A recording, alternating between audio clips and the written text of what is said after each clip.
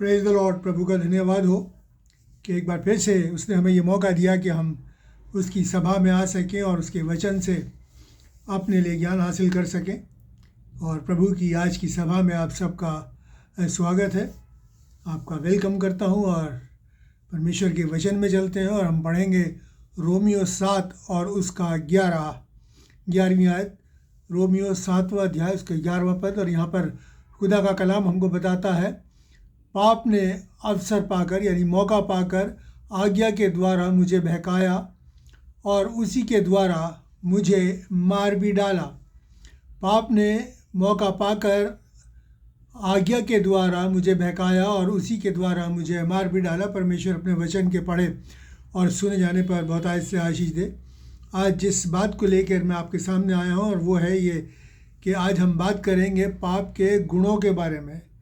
आपको ये सुन के बड़ा अजब सा लग रहा होगा कि पाप के भी गुण होते हैं, या मैं ये क्या कह रहा हूँ, मगर ये सच है कि पाप जो है अपनी इन्हीं सिफ्तों के द्वारा जो उसमें है पाई जाती हैं, या हम इसको यूँ भी कह सकते हैं कि पाप के हथियार के ज़रिए अपने उन गुणों के द्वारा जो पाप में है वो मनुष्य को, इंसान को खुदा से अलग करता चला जा रहा है।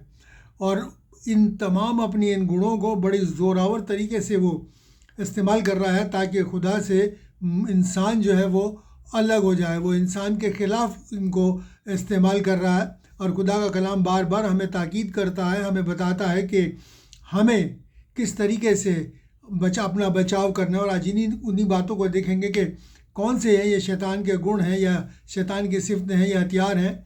और खुदा का कलाम हमको किस बारे में बताता है। और यहाँ पर हम 2 कुरिन्थियों 2 और उसके 11 के अंदर लिखा है कि शैतान का हम पर दाव न चले, क्योंकि हम उसकी युक्तियों से अनजान नहीं, उसकी चालाकियों से, उसकी योजनाओं से अनजान नहीं है। खुदा का कलाम बनाता है। कौन अनजान नहीं है? वो जो खुदा के इस कलाम को पढ़ते हैं, इसको जानते हैं, इसका चिंतन मनन करते हैं और इस पे सोच विचार करते हैं। वो लोग जिन्होंने इसे अपने दिल में बसा रखा है, उनके लिए खुदा का कलाम कहता है कि इस शैतान का हम पर दाव न चले, क्योंकि हम उसकी तमाम उन चालाकियों से अनजान नहीं। हमें पता है क्या है। और आज इन्हीं बातों का खुलासा हम परमेश्वर के वचन के अनुसार करेंगे। जैसे कि मैंने अभी आपके सामने पढ़ा कि पाप ने अवसर पाकर आज्ञा के द्वारा मुझे बहकाया और उसी के द्वारा मुझे मार भी डाला। शैतान, सबसे पहली चीज़ जो अपने इसमें पढ़ी क्या है कि शैतान जो है वो क्या करता है? बहकाता है। वो बहकाने वाला है। उसने हव्वा को बहकाया, आदम को बहकाया। और उसने क्या करा कि खुदा ने कहा कि क्या लिखा है? उसने कहा तू इस फल को, खुदा ने कहा था ना खाना, और शैतान ने क्या करा? तू इसको खा। उसने कहा तू खाएगा तो मरेगा। शैतान ने कहा तू नहीं मरेगा। और इसी तरीके से वो खुदा के कलाम का गलत इस्तेमाल करके और निरंतर हमेशा जो है इंसान को वर्गलाता रहा है, घुमाता रहा है। और इसी बात को लेकर वो खुदा यीशु मसीह के सामने भी पहुंच गया उसको बहकाने के लिए। हम जानते हैं कि जब खुदा यीशु मसीह 40 दिन के रोज़े के बाद जब बाहर आए तो उसने क्या कहा कि यदि तू परमेश्वर का पुत्र है तो इन पत्थरों से कह दे कि तेरे लिए रोटियां बन जाए, कि तू खुदा का बेटा है। हाँ, ये लिखा है कि खुदा का बेटा था। और वो उसको बहकाने की कोशिश करता है। पहले आदम को तो उसने बहका दिया, हव्वा को बहका दिया। वो खुदा यीशु मसीह को भी कहता है, लेकिन हमें क्या करना है? हमें वो करना है जो खुदा के कलाम ने कहा। जो शैतान ने कहा है हमें वो नहीं करना। उसी तरीके से वो कहाँ ले गया? कंगूरे पे ले गया, क्योंकि तो अपने आप को यहाँ से गिरा दे, क्योंकि लिखा है कि तेरे पाँव को पत्थर से ठेस नहीं। और सच बात में लिखा है।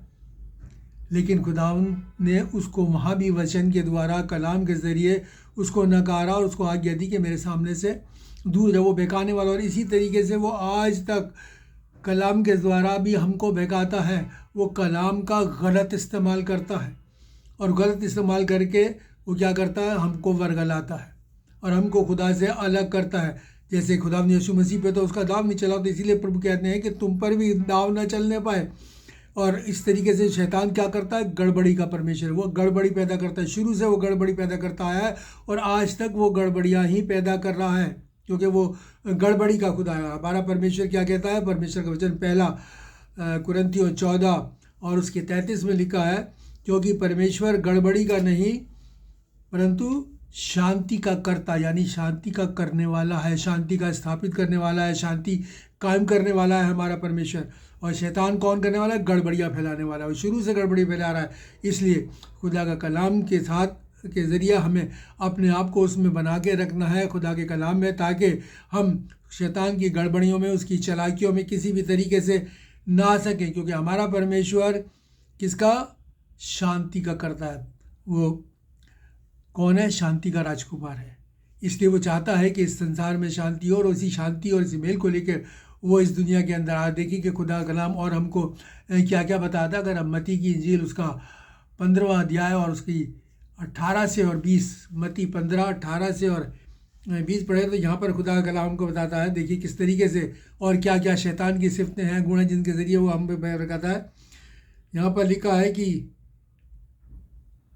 वह मन से, जो कुछ मुंह से निकलता है वह मन से निकलता है, और वही मनुष्य को अशुद्ध करता है, यानी कि नापाक करता है। क्योंकि बुरे विचार, हत्या, परस्त्रीगमन, व्यभिचार, चोरी, झूठी गवाही, निंदा मन ही से निकलती है, और यह मनुष्य को, इंसान को क्या करती है? नापाक करती है, अशुद्ध करती है। खुदा का कलाम मेरे और आपको बताता है कि ये सारी बातें शैतान की गुण हैं, ये शैतान की सिफतें हैं, जिनके ज़रिए वो शैतान जो है हमको खुदा से अलग रहना चाहता है, हमारे बीच में गड़बड़ी फैलाना चाहता है।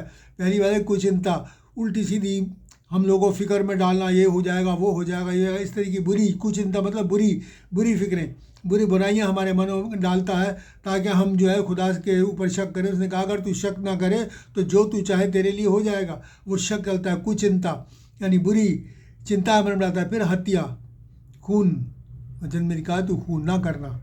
इन बातों के ज़रिए वो क्या करता है? आपस में भी हमारे बीचों में गड़बड़ियाँ फैलाता है। फिर परस्त्रीगमन, गैर महिला के साथ कुकर्म करना, जिसे कहा जाए, ये भी एक शैतान का हथियार है, जिसके ज़रिए आजकल वो बहुत ज़्यादा इसने इसके अंदर अय्याशी फैला रखी है संसार के अंदर, और लोग बहुत ज़्यादा उस नरक की तरफ, उस अधोलोक के गड्ढे में गिरे चले जा रहे हैं। फिर व्यभिचार करना, एडल्ट्री, ये शैतान की एक सिफत है, जिसके ज़रिए वो बहुत जल्दी जो है मनुष्यों को बहका देता है। और आजकल जो कुछ भी संसार में चल रहा है, इस एडल्ट्री और परस्त्रीगमन जिसे कहा जाता है, इसके बारे में आप बाखूबी जानते हैं कि कितना गंद इस वक्त यहाँ फैला हुआ है। अगर आप जाएँ तो इंटरनेट पर जाएँ तो और ज़्यादा आपको ये चीज़ें मिलेगी, कितना ज़्यादा किस तरीके से शैतान बुरी तरीके से लोगों को खुदा से अलग करने, वर्गलाने और जहन्नम में डालने। फिर गया चोरी करने वाले परमेश्वर के राज्य के भागी नहीं होंगे। फिर झूठी गवाही देने वाले,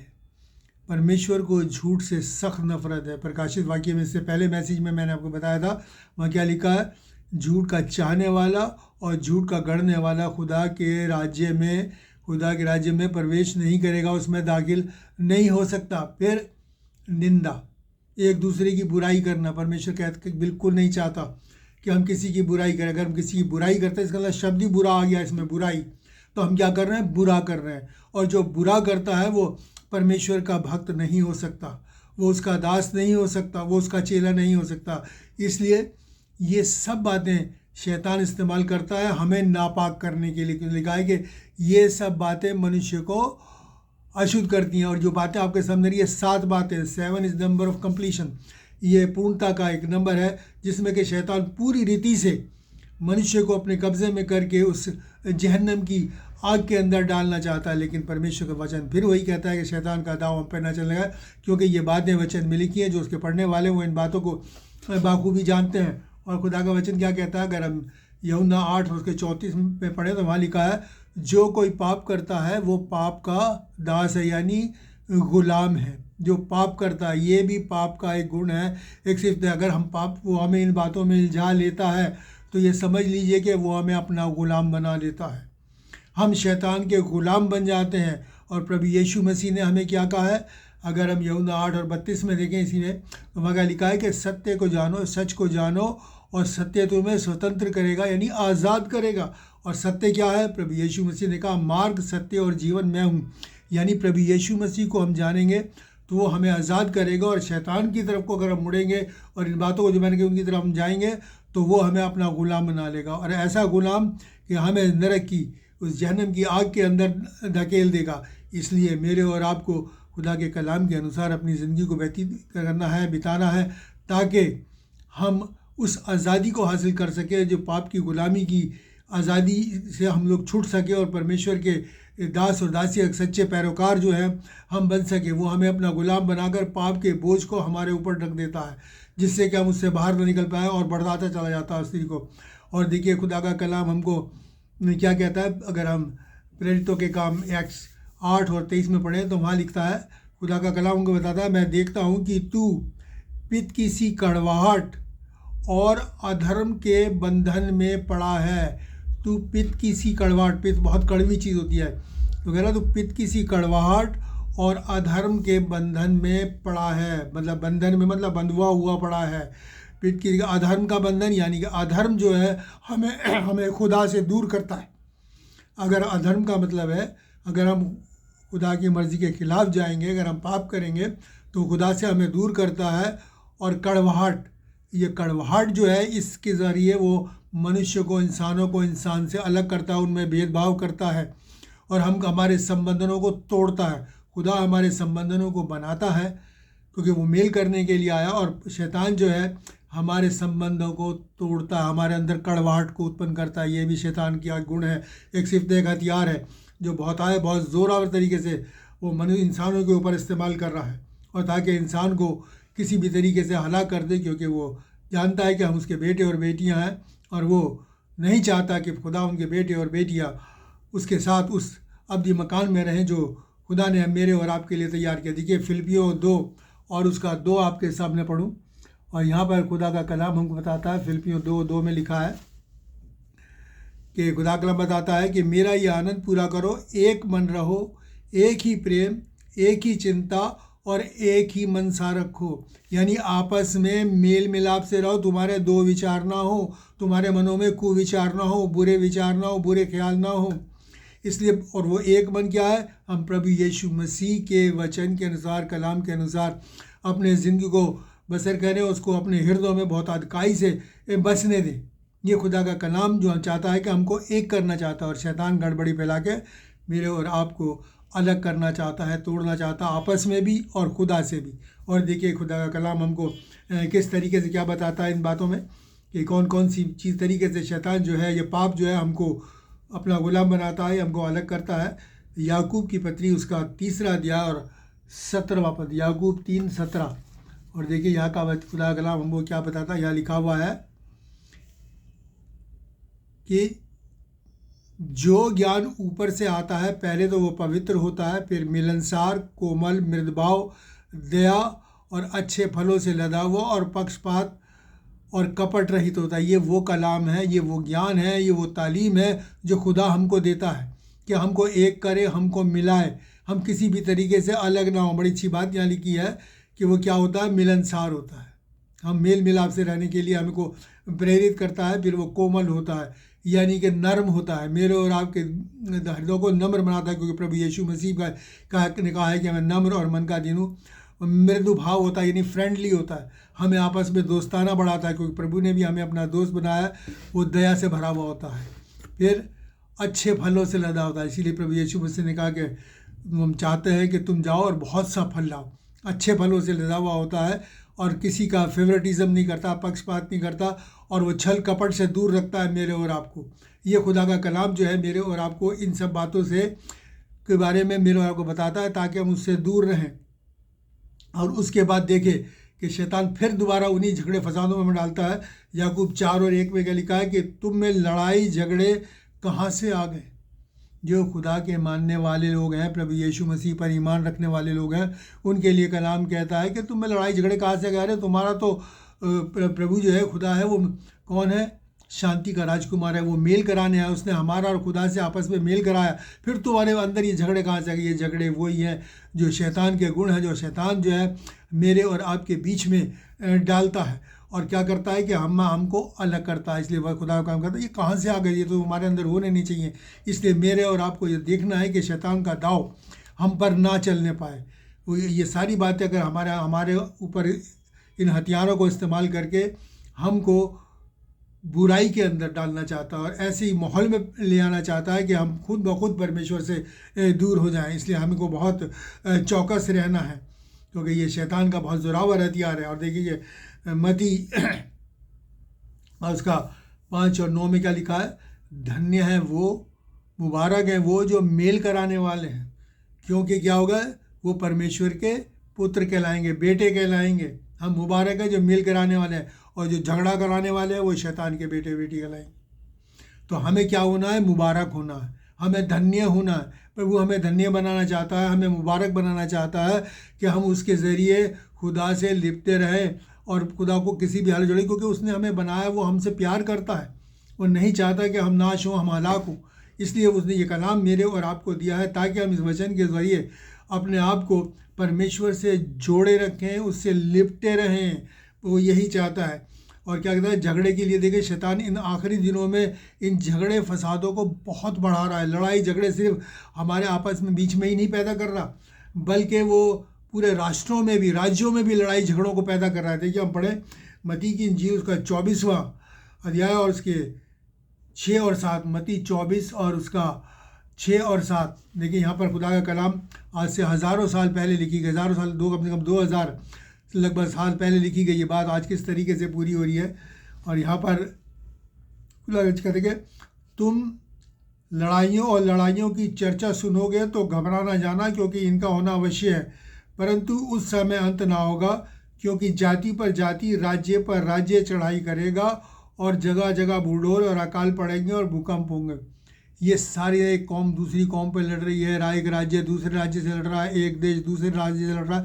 ये किसका काम है लड़ाई करना? ये शैतान का काम है।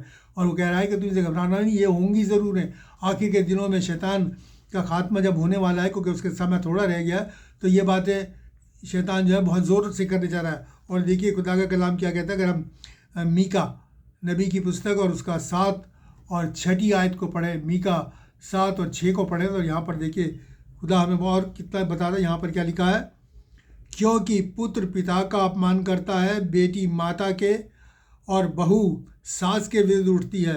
मनुष्य के शत्रु उसके घर के ही लोग होते हैं, मनुष्य के शत्रु उसके घर के ही लोग होंगे।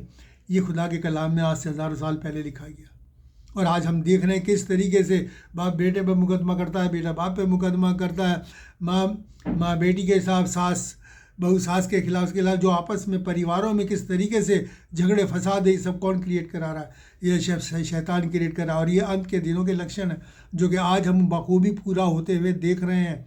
इसलिए मेरे और आपके लिए बहुत ज़रूरी है कि हम चेत जाएँ, सावधान जाएँ कि हम शैतान के जो है दाव हम पे ना चले, शैतान के चुंगल में हम किसी तरीके से भी ना फंस सके, क्योंकि ये शैतान के चाल हैं, ये शैतान के गुण हैं, हमारे लिए अवगुण हैं, हमारे लिए ये बुराई है। लेकिन शैतान इनसे बहुत खुश है, अपने इन गुणों से, अपने इन बातों से, क्योंकि वो बहुत अच्छी तरीके से बहुत से लोगों को उसने वर्गा रखा है। इसीलिए खुदा के कलाम में लिखा है कि चौड़ा है वो मार्ग जो विनाश को पहुंचाता है, हलाकत को पहुंचाता है, और बहुत तेरे हैं जो उसमें प्रवेश करते हैं, उसमें जा रहे हैं। और साकल है वो मार्ग, सकरा है वो मार्ग जो जीवन को पहुंचाता है, और बहुत थोड़े उसमें जाते हैं। इसलिए हम चौड़े मार्ग की तरफ नहीं बढ़ें, शैतान की तरफ ना बढ़ें, बल्कि हम उस सकरे मार्ग से, प्रभु यीशु मसीह के उस रास्ते पे चले जो कि एक डिसिप्लिन का रास्ता है। अपने आप को डिसिप्लिन करें। और बहुत सी बातें हैं, मैं आप थोड़ी देर आपके सामने रखना चाहूँगा।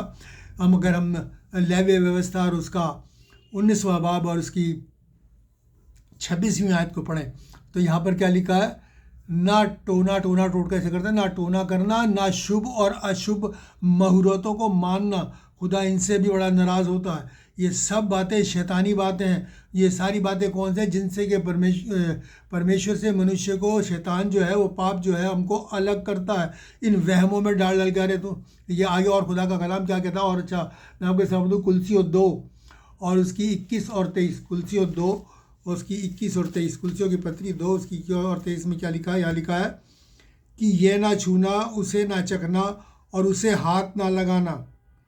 और 23 में कहता है, इन विधियों में अपनी इच्छा के अनुसार गढ़ी हुई भक्ति की रीति और आत्महीनता और शारीरिक योग्य बात से मुझे ज्ञान का नाम तो है, परंतु शारीरिक लालसाओं में रोकने से इनसे कोई लाभ नहीं होता। मतलब इन किस्म के वहमों में डाल के, अरे तूने ये छू दिया, अरे वहाँ को चला गया, ये क्यों नहीं कर लिया तूने, ये पौधा घर में क्यों लगा लिया, ये नहीं लगा। इन सब वहमों में पड़ के वो क्या करता है, खुदा से हमको अलग करता है और हमें इन्हीं में इल्झाना चाहता है। वो चाहता है कि हम इन्हीं बातों में उलझे रहें, और ये बहुत बड़ा हथियार है ये भी पाप का, जिसके ज़रिए वो हमको खुदा से अलग करता है। और हम खुदा पे भरोसा रखने की बात है, इन बातों पे भरोसा रखते हैं कि ये ना छुओ, ये ना करो, वो ना करो। देखिए खुदा का कलाम और आगे क्या कहता है, व्यवस्था विवरण उसका 18 और उसकी 10 और 12 आयत। व्यवस्था विवरण 18 और उसकी 10 और 12 आयत। और यहाँ पर देखिए खुदा का कलाम हमको बहुत अच्छी तरीके से बताता है। यहाँ लिखा हुआ है कि तुझ में कोई ऐसा ना हो जो अपने बेटे या बेटी को आग में होम करके चढ़ाने वाला हो, या भावी कहने वाला हो, कि हम भविष्य बताने वाले होते हैं ना, भावी कहने वाला हो, या शुभ अशुभ मुहूर्तों को मानने वाला हो, टोना या तांत्रिक या बाजीगर या ओझाओं से पूछने या भूत साधने वालों या भूतों का जगाने वाला हो। तुम में से ऐसा कोई ना हो। और जितने ऐसे काम करते हैं वे सब परमेश्वर के सम्मुख घृणित हैं, क्योंकि परमेश्वर ऐसे कामों से घृणा करता है, नफरत करता है। परमेश्वर ऐसे कामों से नफरत करता है। ये जादू टोना ये सब शैतानी काम है, ये खुदा के काम नहीं है। खुदा का काम तो हम तो उससे दुआ करें, हमारे दुआ करने से ही सब काम हो जाते हैं। लेकिन इन बातों में हम ना पड़ें, इन वहमों में हम ना पड़ें। बहुत से कहते हैं इसके पास चले जाओ, उसके पास चले जाओ, यहाँ ये हो जाएगा हो जाएगा। ऐसा किसी से कुछ नहीं होगा, सिर्फ खुदावंद यीशु मसीह के पास हो। इसीलिए खुदावंद यीशु मसीह ने बहुत अच्छी तरीके से मत्ती की इंजील में क्या कहा है, दुख और बोझ से दबे लोगों, परिश्रम करने वाले लोगों, और मेरे पास आओ, मैं तुम्हें विश्राम दूंगा। हमें प्रभु यीशु मसीह के पास जाना है ताकि वो हमें चैन और इत्मीनान दे सके, और इन बातों से मेरे और आपको अलग रहना है। और फिर एक और जो शैतान का बहुत ज़ोरावर हथियार है, और वो ये है कि शैतान जो है वो ज्योतिर्मय स्वर्गदूतों का यानी कि नूरानी फरिश्तों का रूप भी धारण कर लेता है। और ये क्यों धारण कर लेता है, क्यों? क्योंकि पहले वो एक फरिश्ता था, लेकिन पाप करने के द्वारा वो शैतान बन गया, और इसीलिए वो उस रूप को भी धारण कर लेता है। और किस किस के रूप को धारण कर लेता है, आज देखिए हम पढ़ेंगे। 2 कुरिन्थियों 11 और उसकी 13 से 15 आए। 2 कुरिन्थियों 11 और उसकी 13 से 15। और यहाँ पर खुदा कलाम बताता है, ऐसे लोग झूठे प्रेरित, छल से काम करने वाले और मसीह के प्रेरितों का रूप धरने वाले। और यह कुछ अचंभे की बात नहीं, क्योंकि शैतान आप भी ज्योतिर्मय स्वर्गदूतों का यानी नूरानी फरिश्तों का रूप धारण करता है। और क्या लिखा है, इसलिए यदि उसके सेवक भी धर्म के सेवकों का सा रूप धारण करें तो कोई बड़ी बात नहीं, परंतु उनका अंत उनके कामों के अनुसार होगा। यानी कि शैतान का बहुत बड़ा हथियार है। कई बार इसमें बहुत लोग धोखा खा जाते हैं, ये तो बड़ा अच्छा ब्रदर है, ये तो बड़ा अच्छा है, लेकिन खुदा का कलाम कहता है क्या किन किन का रूप धारण कर लेता है। देखिए खुदा का कलाम में आपके सामने यहाँ पर लिखा है कि वो झूठे प्रेरित, खुदा के चेलों का, झूठे चेलों का रूप धारण कर लेता है, और धोखाधड़ी करने वालों का रूप धारण कर लेता है। देखने में तो बड़े नूरानी लगेंगे, बड़े सीधे लगेंगे, बड़े पाक लगेंगे, बड़े धार्मिक लगेंगे, रिलीजियस लगेंगे, लेकिन हकीकत में वो धोखाधड़ी करने वाले हैं। मसीह के चेलों का रूप धारण कर लेता है, स्वर्गदूतों का रूप धारण कर लेता है। जैसे कि आपने कहा, नूरानी स्वर्गदूतों का रूप धारण कर लेता है, उनके बड़े स्वर्गदूतों के रूप में बन के आएगा। फिर क्या लिखा है कि और धर्म के सेवकों का रूप धारण कर लेता है। बहुत से हम कहते हैं ये तो बड़ा धार्मिक है, ये तो बहुत अच्छा है, लेकिन ऐसा नहीं। हमें इस चीज़ को देखना है, परखना है, क्योंकि खुदा का कलाम कहता है हर एक में विश्वास नहीं है। हमें और आपको परखना है, और इस परखने के लिए प्रभु यीशु मसीह ने हमें एक कसौटी दी है, और वो ऐसी कसौटी है जो खुदा का कलाम है, उसमें हमें दिया है कि हमें किस तरीके से हमें इस बात को परखना है कि ये कौन सच्चा है और कौन झूठा है। इसके लिए हम देखें मत्ती की इंजील उसका 7वां अध्याय, उसका 7वां बाब और 15 से 20। मत्ती 7 और उसका 15 से 20। और यहाँ पर क्या लिखा है, यहाँ पर लिखा है कि झूठे भविष्यवक्ताओं से सावधान रहो, जो भेड़ों के भेष में तुम्हारे पास आते हैं, परंतु वे अंतर में भेड़ फाड़ खाने वाले भेड़िए हैं। इनसे मेरे को सावधान है। ये इसलिए शैतान जो अभी जो बात बताइए वही है। उनके फलों से तुम उन्हें पहचान लोगे।